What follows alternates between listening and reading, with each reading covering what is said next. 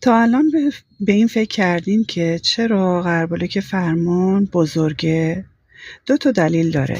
یک، زمانی که ما میخوام یه رانندگی طولانی مدت انجام بدیم، من موازی با عرض شونه‌هام باشه و باعث اذیت و آزار شونه‌هام نشه. دلیل بعدی 2 تا چرخ‌های جلو به فرمونمون وصله و ما هر سمتی فرمونو بدیم چرخ‌های ما به همون سمت حرکت میکنه. غربالک فرمون یه نیمه خالی داره، یه نیمه پر.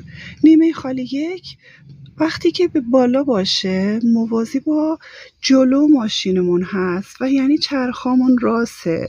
دلیل بعدیش اینه که من بتونم کیلومتر ماشینمو بدونم و هر اخطاری داد قشنگ کاملا متوجه بشم و برای ماشینم مشکلی پیش نیاد. نیمه پر یا بوق ماشین من توشه یا همون کیسه هوا یا ایربک من.